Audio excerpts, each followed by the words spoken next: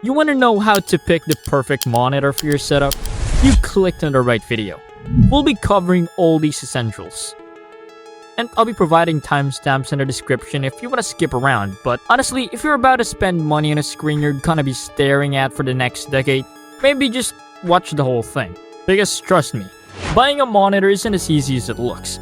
There's a whole lot of specs, marketing terms, and straight up nonsense shown at you the moment you start looking. And by the end of this video, you're gonna know exactly what it all means, what actually matters, and what you can completely ignore. This is the only question that we need to consider before everything else, because the perfect monitor doesn't exist. The best monitor for you exists, and those are completely different things. And before someone says, OLED solves everything, yeah, technically it does a lot of things well, but we're living in a world where budget exists. Like, for example, competitive gamers care about refresh rate and responsiveness above everything else. Cinematic single players care about the panel quality and contrast. Content creators need accurate color. People doing productive work need screen real estate and sharpness. Each use case needs something different, and knowing yours before you spend a single cent is what separates a good purchase from a regrettable one. Also, keep your use case in mind as we go through everything because it changes which specs are actually worth your attention. 1080p is 1920 by 1080. 1440p is 2560 by 1440. 4K is 3840 by 2160. More pixels give sharper image, but resolution without screen size is a meaningless number. What actually determines sharpness is pixels per inch. For example, a 1080p image on a 24-inch screen looks perfectly fine. But if 1080p was stretched over a 27-inch screen, it would result in to start looking noticeably blurrier. Like the text getting rough, and the details gets mushy, and the quality just isn't the same. While if you had a 1440p span over a 27-inch screen, it will reach its sweet spot because the pixel density is high enough to look sharp over bigger screen size. And 4K is best saved for screens with 32 inches and above. So basically, a smaller screen will only need lower resolution. But if you had a small screen with high resolution, you would hardly notice the difference. Refresh rate is how many times per second your screen redraws the image. You're either on a really tight budget, or you're using your PC strictly for work and documents, or you genuinely don't know there's anything better yet. It's fine, it works, but once you experience anything higher, you're not coming back. Still budget category, but it's a small step up. Casual users, office setups, people who browse and watch content, and occasionally game. Not exciting, but not terrible either. This is where it gets good. This is the sweet spot for most gamers, and the jump from 60 to 144 is the most immediately noticeable upgrade you can make to a setup. Everything feels more responsive, from games, scrolling, cursor movements, all of it. This is for competitive gamers. People playing CS2, Valorant, Apex, where every millisecond of visual information genuinely matters. This is a real upgrade from 144 if your hardware can actually push the frames to match it. This is a professional esports territory. If you're grinding ranked at a seriously high level, this makes sense. For everyone else, it's overkill, cause the difference from 240 to 360 is something most people genuinely cannot perceive in daily use. One thing you should note is that your monitor's refresh rate is the ceiling, not a guarantee. If your PC is only pushing 80 frames per second, a 240Hz monitor is still giving you 80Hz of real benefit. The display can only show what the GPU sends it. So before buying a monitor with a high refresh rate, make sure your PC can actually handle it.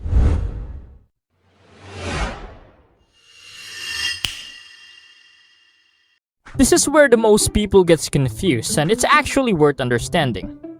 IPS has the best colors and the widest viewing angles. Move off center and the image stays consistent. And its biggest weakness is its contrast. Blacks on IPS panels look more like dark gray in a dimly lit room. IPS by far is the easiest all-around recommendation because it balances everything without a glaring weakness. VA panels has a contrast that IPS can't touch. We're talking 3000 to 1 up to 6000 to 1 contrast ratio, meaning blacks actually look more black. In dark rooms, it looks noticeably better. One of the trade-offs is its slower pixel response, which causes ghosting behind fast-moving objects. For movies and atmospheric games, it's great. For fast-paced gaming, it's a real compromise. TN panels had the highest refresh rate and response time. It was the fastest option for competitive gaming for years, but the thing is that it has terrible colors and awful viewing angles. Now that IPS is caught up on response times, TN is basically dead. If someone recommends you a TN panel in 2025, that advice is probably outdated. But if you want to get one, then you're probably in a strict budget, but you want a high refresh rate. OLED panels are on another level, because every pixel is its own light source. When something needs to be black, the pixel just turns off, resulting in true black, infinite contrast. And OLED panel offers almost zero response time. The image quality is the best you can buy on a monitor, but the price reflects that, and it has burn-ins on older OLED monitors. Though on modern OLED monitors, it's significantly less of a concern than people think. We'll get into that. Mini LED is IPS or VA with hundreds of tiny independent backlight zones that can dim or brighten separately. It has much better local contrast than regular IPS, excellent HDR. Not quite OLED, but a legitimate option if you want a strong HDR performance without spending too much money.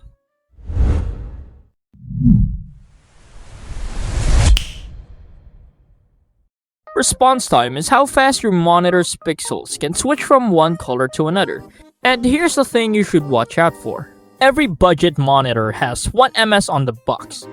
$90, $150, it doesn't matter. That number is technically achievable under aggressive overdrive settings that force pixels to change so fast they overshoot the target color, creating an artifact called inverse ghosting.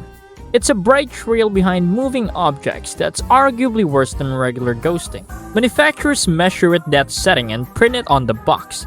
Independent testing sites like ArtThings measure real-world conditions and the numbers frequently don't match. So, when comparing monitors, don't let the stickers make the decisions. Check actual reviews. Anything under roughly 5 ms in real measured conditions is fine for the vast majority of people. Alright, before we continue, let's have a quick word from today's sponsor, KeysFan. KeysFan offers cheap, genuine software keys for a really cheap price. They offer everything from Windows operating systems to the full Microsoft Office suite, and even essential software tools. If you're building a new rig or finally want to get rid of that Activate Windows watermark, KeysFan offers Windows license for a really cheap price. You don't have to break the bank to keep your system legal and up to date. Right now, they have some massive discounts for you guys. Use ZEL50 to get 50% off any Windows Series keys. You can grab Windows 11 Pro for just $14.99. And if you need some work done, use ZEL62 to get 60% off the Office series. That brings down Office 2021 Pro Plus down for really cheap. If you want to try it out, just go to the link in the description and add your software to the cart. And make sure to apply the coupon code ZEL50 or ZEL62 at the checkout. You can pay securely via credit card or PayPal and get your keys instantly.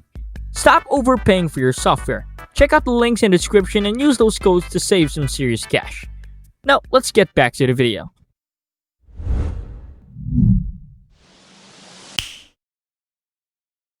Screen tearing is what happens when your GPU's output doesn't align with your monitor's refresh screen. You get 2 frames displayed simultaneously, split horizontally across your screen, and it looks like someone cut your game in half.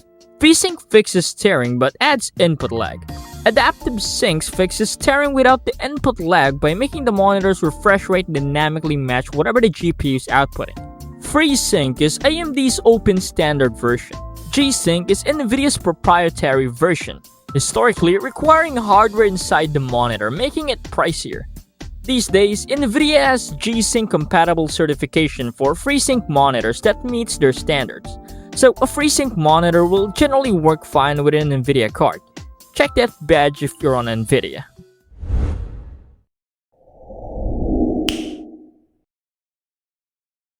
The concept of HDR is real. Wider brightness range, deeper blacks, brighter highlights, and more realistic image. On a proper TV in a dark room, it looks great. On most monitors claiming HDR, you'll turn it on and wonder what you paid for.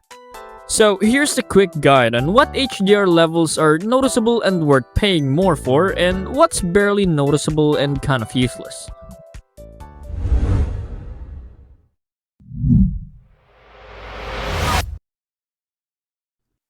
"24 inches is standard for competitive gaming.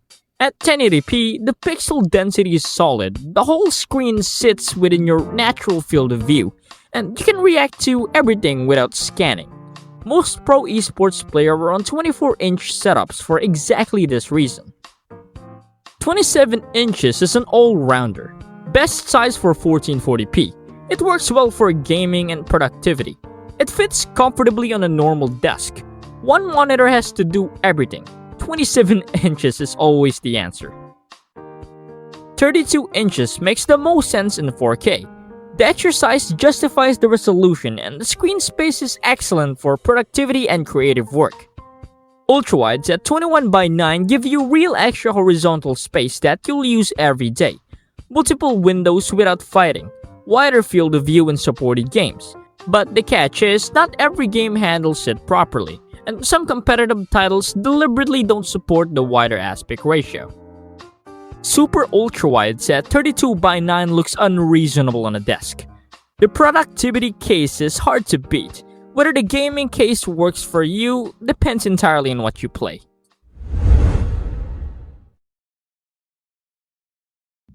The curved design makes the most sense on ultra-wide monitors, where it begins the edges of the screen to roughly the same perceived distance as the center. On a regular 27-inch monitor, the curve is mostly aesthetic. Minor immersion argument for gaming, but it's actively worse for design work where straight lines and alignment matter. Aggressive curves on smaller screens often just distort the text and UI elements in ways that are more annoying than immersive, but it's up to your preference.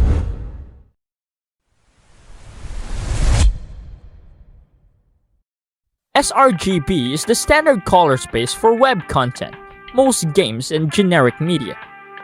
DCI-P3 is the wider cinema standard. Adobe RGB is for professional photography and print. For gaming and general use, accurate sRGB coverage is what you actually want. Monitors with a wide DCI-P3 coverage can oversaturate regular sRGB content. Colors look vivid but inaccurate. I don't know, but some people prefer that out of the box because vivid looks immersive, even when it's technically wrong. For photo and video work where accuracy matters, factory calibration or a proper color mode matters a lot more than flashy, vivid presets.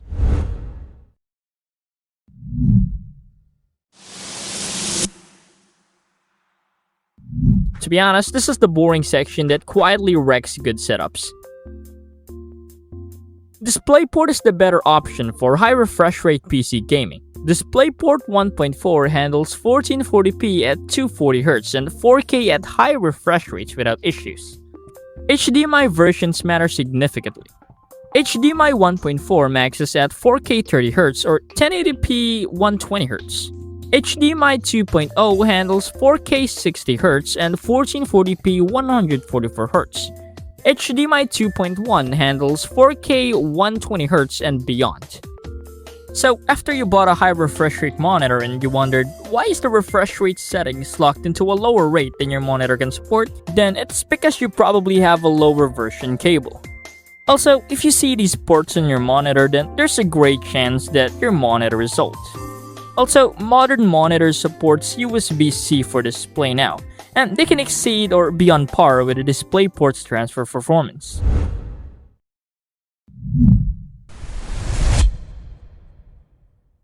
Most monitor stands are designed to look good in stores. A monitor arm lets you set proper height, depth, and tilt so the screen sits where your body actually wants it, not where the stock stand decided.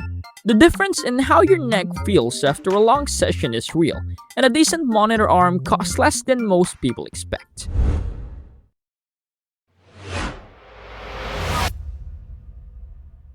After buying a monitor, check these before your return window closes.